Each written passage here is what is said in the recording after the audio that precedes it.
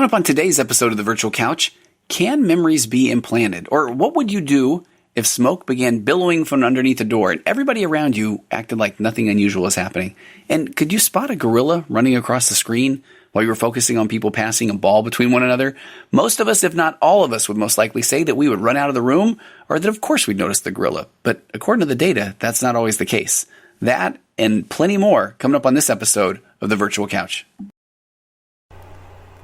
Hey everybody, I just wanted to take a second, and yes, this is an ad, but I want this to be a little bit different right now. Honestly, whether or not you click through my link or follow the referral code I'm about to give you is a bit irrelevant. I think for right now, with a lot of the things that we're kind of dealing with as a country, as a world, the pandemic around COVID-19, the coronavirus, that there are a lot of people that are struggling with some of their mental health challenges. And I know that because of the text that I get as a therapist, that people are worried about getting into to see their therapist, especially if they've worked on a lot of things in the past. And so I just want to encourage you to reach out to your therapist. A lot of therapists do have telehealth options available. I know that's I reached out to a lot of my clients yesterday, let them know that. But if yours doesn't, or if you are really, I don't know, maybe this is the thing that has caused you to feel like you really do want to talk to somebody, or you are having maybe an extra bit of anxiety or depression has kind of kicked in, then online therapy really is, it does work. And so go to betterhelp.com if you want, betterhelp.com/virtualcouch to get 10% off your first month. Again, I hope you can tell that the last thing I want to do is sound like I'm trying to capitalize on this, but I feel like betterhelp.com has been an amazing partner, and I get feedback regularly of people that didn't realize that the world of online counseling could be as beneficial as it could be. So just head over there if you want the 10% off your first month. You can use my code, the betterhelp.com/virtualcouch. But regardless, just if you really need help, online counseling is there, and they have an amazing assessment tool to get you matched up to the right person. And obviously, you don't have to leave your home. You can do it video, you can do phone, they do text, email, that sort of thing. And it's available worldwide. So let me just kind of end it there. And if you need the help, please reach out to your own therapist, see if they're still working with people, whether it's over the phone or teletherapy. And if you're really struggling with some mental health issues or anxiety, depression, that sort of thing, then at least give betterhelp.com a try as well. And again, if you feel like it, betterhelp.com/virtualcouch gives you 10% off the first month. But all right, hey, I wish you all the best, and let's get to today's show. Thanks.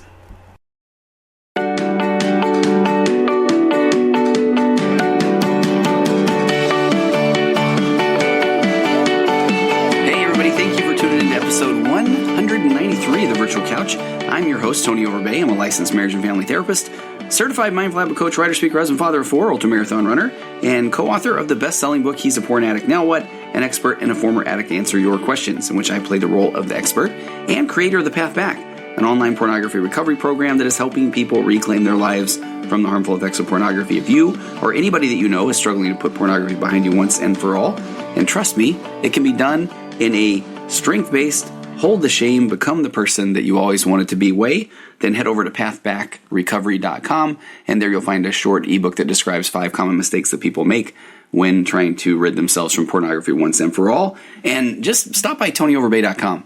Fill out the little form that says, I want to know more about what's coming up, or whatever the form exactly says, because any day now, I am going to release the tips for parenting positively during the not so positive times. It's going to be completely free.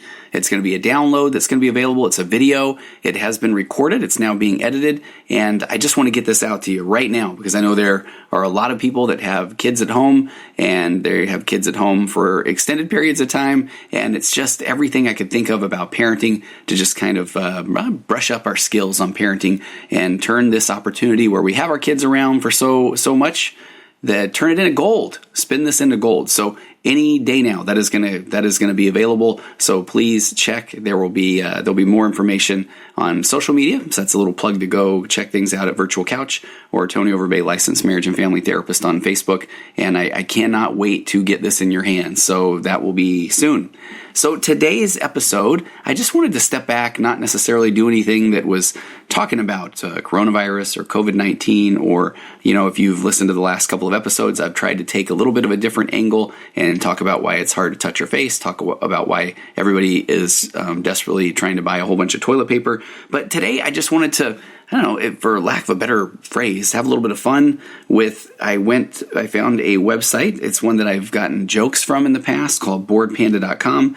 And they have an article that is called 28 Psychological Experiments That Revealed Incredible and Uncomfortable Truths About Ourselves.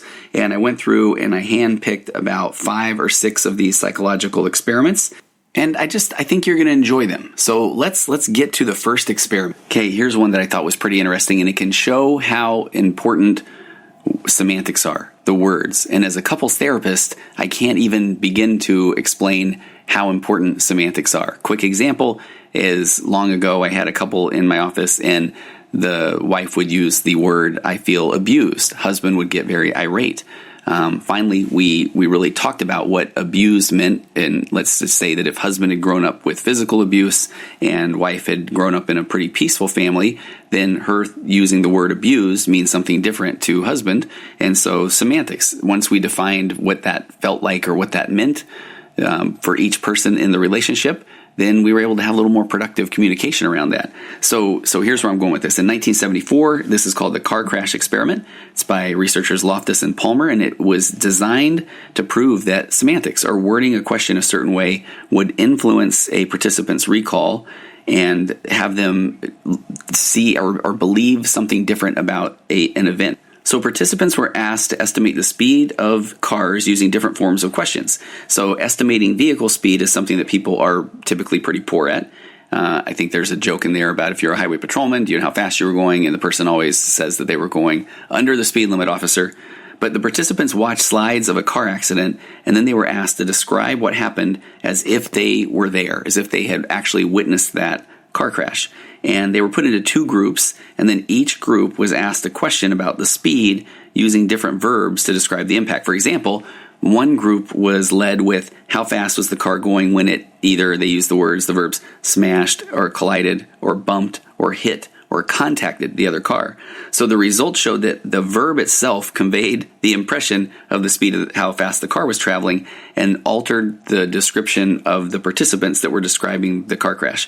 So participants who were asked the smashed question, so how fast was the car going when it smashed into the other car, they thought the cars were going much faster than those who were presented the question as, how fast was it going when it hit the other car. So the participants in the smashed condition, or that group, reported the highest speed estimate, 40.8 miles an hour to be specific, followed by collided was 39 miles an hour, bumped 38 miles an hour, hit 34 miles an hour, and contacted 31 miles an hour in descending order. So in other words, what this research or this project showed was that eyewitness testimony could be biased by the way questions are asked right after a crime is committed. So that can play a big role in things like confessions or interrogation or that sort of thing, of how that question is presented. Okay, so here is another one. In this experiment, people were alone in a room and they were filling out a questionnaire, and all of a sudden smoke starts coming under the door. So what do? You would get up and leave. You would tell somebody in charge. Would you do so without hesitation? That is what we would assume that would happen. So imagine the same situation, except that you are not alone, and there are several other people who seem to not care about smoke coming under the door and entering the room. Again, what do you do now? And this is one of those where I would like to think that I would still say, hey, there's smoke coming under the door. We need to get out of here. When alone, 75% of people reported the smoke almost immediately. So 75%. The average time to report was 2 minutes of first noticing the smoke, which if you're listening like me, I would imagine you're thinking it wouldn't take me 2 minutes of smoke pouring out from under a door for me to leave. But however, when 2 actors were present who were working with the experimenters and they were told to act as if nothing was wrong, only 10% of the subjects left the room or reported the smoke. So 90% of the subjects actually kept working on the questionnaire while rubbing their eyes and waving smoke out of their faces. So yet another example, I don't know if we would call it that herd mentality, but how people respond slowly or not at all to emergency situations in the presence of others who are not taking something as seriously. So it just shows, again, we rely so heavily on the response of others, even if it goes against our own instincts. And it's almost as if the herd or the group or the pack says that everything's okay. Well, I guess everything must be okay. So, and I think that maybe this is, again, one of these examples where we can just take away from this that if I really feel like something goes against my core values, smoke filling a room and me having the potential to be caught in that room filled with smoke, that I would make a better decision than, hey, what's everybody else doing? Okay, this is a fun one. This one is about memory and basically implanting false memory. It's called the Lost in the Mall experiment. So this was an experiment is about memory implantation, a memory implantation technique used to demonstrate that, according to this Board Pand article, I love this word, confabulations about events that never took place, such as having been lost in a shopping mall as a child, can be created through suggestions made to experimental subjects. So this was first developed by an undergraduate student of psychologist Elizabeth Loftus named Jim Cohn as a support for the claim that it's possible to implant entirely false memories in people. And again, I feel like I can make a couples therapy joke here or observation as well. The technique was developed in the context of the debate about the existence of repressed memories and false memories. And again, I want this episode to be a little bit more fascinating, lighthearted, but that repressed memories, false memories, that might be a deep dive for another day, another episode of the Virtual Couch. But in this one, Cohn enlisted his mother, his sister, and brother as subjects. So he assembled booklets that were containing 4 short narratives describing childhood events, and he instructed them to try and remember as much as possible about each of those 4 events and write down those details over the course of 6 days. So unbeknown to the participants, one of the narratives was false. So it described Cohn's brother getting lost in a shopping mall at around the age of 5 and then being rescued by an elderly person and then reunited with his family. So during this experiment, Cohn's brother unwittingly invented several additional details of that false narrative. So by the conclusion of the experiment, during a tape-recorded debriefing, when told that one of the narratives was false, Cohn's brother could not identify which one and expressed disbelief when he was told. So what that means is that when Cohn's brother was told that, hey, you actually weren't lost in the mall and rescued by an elderly person, he did not know that. He didn't believe that. He wasn't even sure of which one of the narratives that were in this book that his brother was told to write as much as you can remember about that narrative. He didn't even know that was a false narrative. So Loftus calls this study, quote, existence proof for the phenomenon of false memory creation, and suggests that the false memory is formed as a result of the suggested event. So suggesting the event of being lost in the mall, then being incorporated into already existing memories of going to the mall. So over the passage of time, it becomes harder for people to differentiate between what actually happened and what was imagined, and so they start to make memory errors. I guess I will throw a quick plug in for the couples therapy model that I use, this emotionally focused therapy, EFT.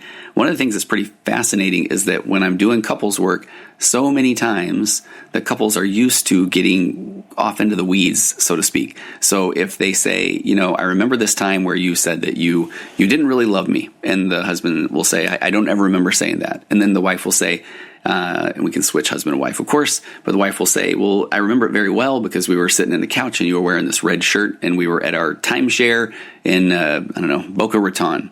And then the guy will say, well, I didn't even have that shirt when we had the timeshare at Boca Raton. I had that shirt when we were on vacation in Maui, and I remember not telling. And so then they get into this, well, no, I remember this, or I remember this. And all of a sudden, we're not talking about the fact that the wife says, I remember this time where I feel like you told me that you didn't love me. So what EFT does is that you have to start from this premise that neither person woke up in the morning and is trying to make the other person out to be the villain or to hurt the other person. So if someone says, I remember you telling me you didn't love me, you kind of start there, where then the husband jumps into empathy mode and says, oh my gosh, thank you for sharing. Tell me more. Tell me what you remember about that time. And then instead of him going, I don't think that's true, it's then I can understand that would be really hard. Nobody wants to hear their partner say or say that they don't love them. And then once the person feels validated, then the husband gets to circle back around and say, again, I'm really sorry. I appreciate you sharing that. I don't want you to feel that way. man, my memory is that that when we were in Boca Raton, I went shirtless the entire time, or I didn't remember that. But again, if that's what you remember, I'm so sorry that you feel that way. And we often find that even just that non-confrontation can lead to then perhaps the wife saying, okay, well, you know what, maybe I'm not remembering that part correctly, but I appreciate you validating what I was saying, and I'm hearing you. I understand what you're saying. So that implanted memory thing is pretty fascinating because it just shows how the brain works. I went to a training long ago where the instructor, I think they tried to call it something like brain smoothing, and that our brain doesn't remember things in fragments, or it won't let itself remember things in fragments, so it's going to piece things together. It's going to remember a shirt. It's going to remember a particular weather phenomenon of that day. It's going to remember times where you had a particular thing to eat. And so I just thought that was really fascinating. This is one that comes up in my office from time to time. It's called the halo effect experiment. So in this experiment, it was first conducted in 1920. There was an educational psychologist named Edward Thorndike, and he asked two commanding officers to evaluate their soldiers in terms of physical qualities. So looking at neatness, voice, physique, bearing, and energy, intellect, leadership skills, and personal qualities, including dependability, loyalty, responsibility, selflessness, and cooperation. So what his goal was, Thorndike's goal, was to see how a person's judgment of one characteristic then affected their subsequent judgment of other characteristics. So we're really looking in this world of first impressions. Do first impressions truly matter? So what Thorndike discovered that was when a commanding officer gained a good impression of one characteristic of a soldier, then those good feelings tended to affect the perceptions of other qualities. And the opposite could be said as well. If a soldier had a particularly negative attribute picked up by the commanding officer, it would correlate in the rest of that soldier's results. So what Thorndike went on to say is that this halo effect, what it refers to is the positive impressions that we get about one particular characteristic, and then how that affects perceptions of other qualities. For example, the study says that if you find somebody to be physically attractive, then it can often lead to skewed favorable perceptions of their other qualities, such as assuming that if they are physically attractive, then they must be generous or friendly or intelligent or kind, or all of those things. And then unfortunately the reverse can be true. If you get a negative impression of one characteristic, then it can kind of lead you to view that the other personal qualities are less favorable as well. So, I mean, just saying that the opposite's true. If maybe one finds someone not as attractive, then they may make assumptions. And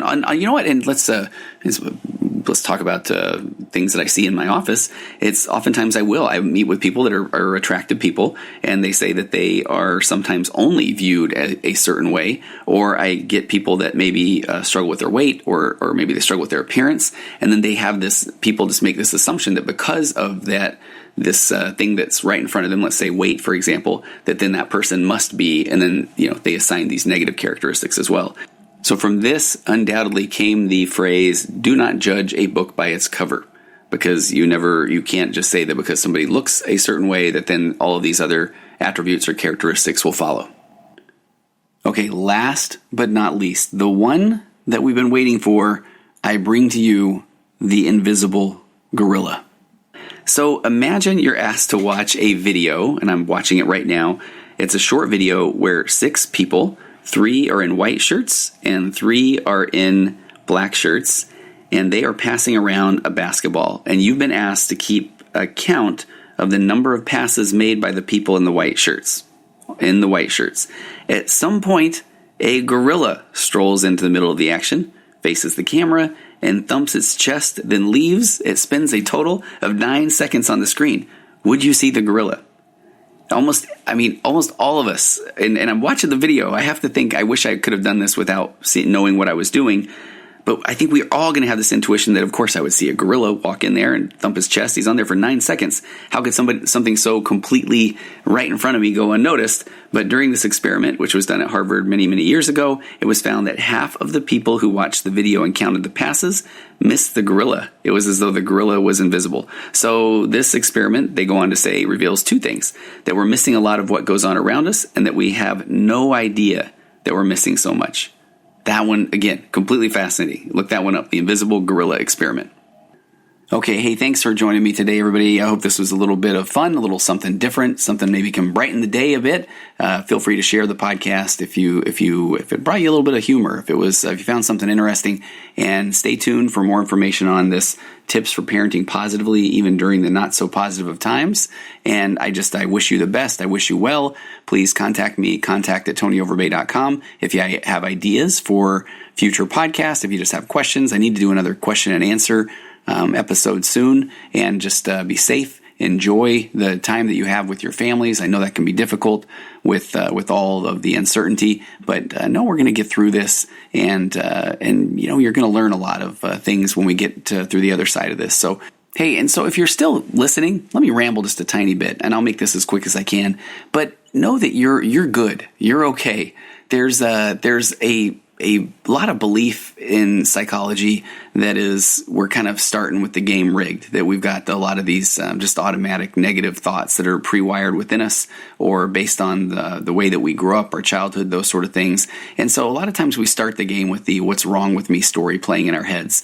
And again, I preach acceptance and commitment therapy so often because what I love about it is, what if we change the narrative to, we're starting the whole, where you're at right now, what if there's nothing wrong with you? What if the way that you feel and the way that you think and the way that you react and all of those things, they come from your experiences. They call them your private experiences in acceptance and commitment therapy. And so if you didn't think, feel, react, or act the way that you do right now, you wouldn't be you. You wouldn't be human. It doesn't mean that there aren't things that you want to change, or that there aren't ways that you would like to react a little differently, or any of that. But instead of starting the game with the, man, I'm broken, what's wrong with me? Let's start the game with, hey, I'm me, and all the situations that are unique to me, the stuff that's you want. I'm the only person that has been through exactly the things that I have been through, makes me human and who I am, and have the thoughts, feelings, emotions that I do. Now, from that point, we can work on pivoting toward any direction you want, toward new goals, new values, to being a different person, to embracing the things that you like about yourself, to noticing and learning and growing from things that you maybe wish that you could not have, or that didn't have such a stronghold on you. So just know that even what you're going through right now, it's okay. If parenting is difficult, it's because of the things that you've worked with or dealt with that have brought you to this point now. Doesn't mean that you're a failure, doesn't mean that you're broken. Just means that let's keep looking for some solutions and ways to pivot to new directions that will help you feel a little bit better about yourself, which then does bleed over into your life, helps you be a better parent, helps you be a better spouse, helps you be a better employee, better, you name it. But all right, I promised I would stop the rambling. So go and have an amazing week and be as present as you can, and know we're going to get through this, and know that you are going to learn a lot of amazing and wonderful things about yourself, your spouse, your kids, and just kind of keep going back to that whenever you can. All right, I'm done. I'll see you next week on the virtual couch. Compressed emotions flying past, our heads and out the other end. The pressures of the daily grind, it's wonderful. Elastic waist and rubber ghost, I'm floating past the midnight hour. They push aside the things that matter most.